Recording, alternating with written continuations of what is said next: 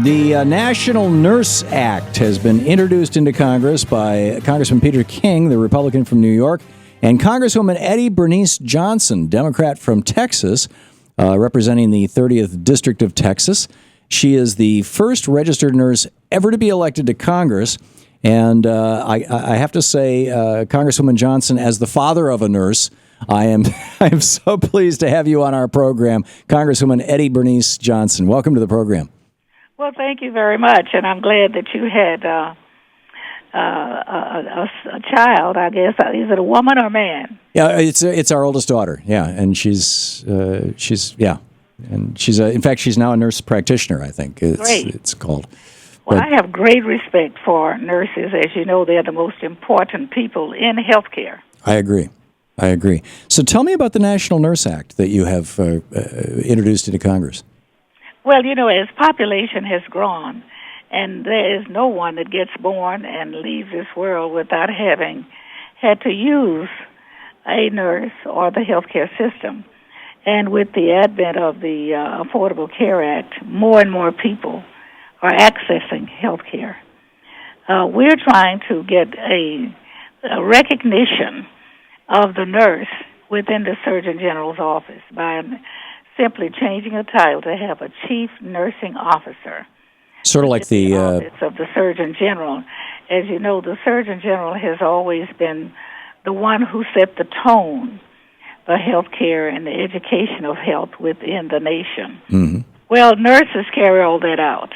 Right. And nurses have many roles, from bedside to classrooms to practitioners, and more people are depending on the nurses for their health care. And nursing continues to be the most trusted profession in the nation. So I thought it was time to lift that title of a nurse in that Surgeon General's office at a status where it should be, it is earned, and it has and will have, continue to have, the responsibility for the health care and the educating in the health area for all people throughout the nation. That's marvelous. That's absolutely marvelous. What do you think the odds that, first of all, I saw that this act has been reintroduced.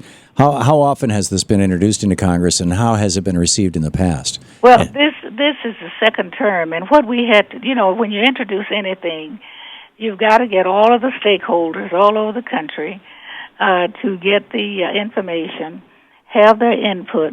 So this is our second term, which is not unusual or a major change, because all of them have to understand and have input in order to make sure you got a viable package that the profession itself can support.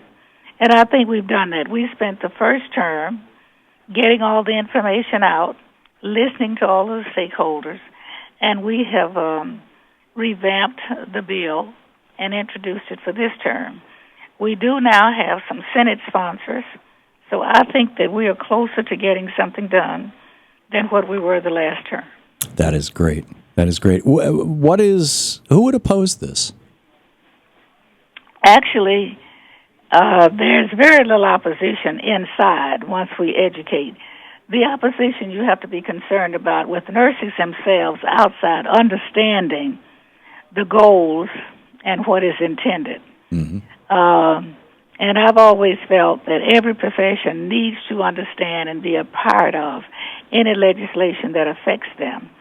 So what we did after we introduced it is circulate it and get input. And at some points there were times when we did have nurses that had some concerns about whether or not this would work.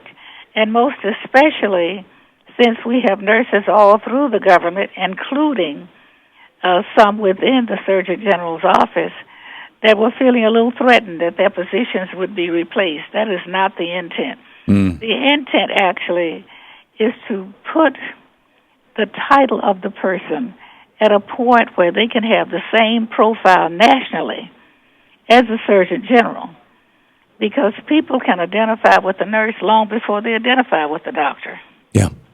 Yeah, I agree. I agree. And the nurses are the ones who, they're typically your first point of contact. They're very often your last point of contact with the healthcare system. They're the ones who really carry the healthcare system. And in fact, it was our daughter, the nurse, who pitched this story to us. So I'm really, really glad that you were able to come on.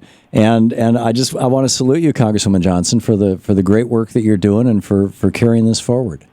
Well, thank you very much, and I appreciate that because, it is a very important profession, but it is being taken for granted, and it's rare that anyone wants to hear anything about nurses. They just know and feel certain they'll be there when they need them. Yeah, well, we have a big shortage of nurses, so we really want to continue to encourage young people to think about that profession because it's one of the most important professions. I absolutely agree. And anything that we can do on this program to help move this along.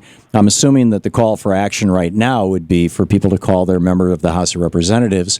The switchboard number for Congress is 202-225-3121. And if you don't know who represents you, you can just give the operator your zip code and they will connect you to your U.S. representative, your member of the House of Representatives, and ask them to support the National Nurse Act. Is that the way to do it, Congresswoman Johnson? Great, and I really appreciate that. And you'd be surprised how many more. But thank you very much. That's exactly what we need. Okay, great. Congresswoman Eddie Bernice Johnson, so brilliantly representing the 30th District of Texas. Thank you so much for dropping by today. Thank you very much. Great talking with you.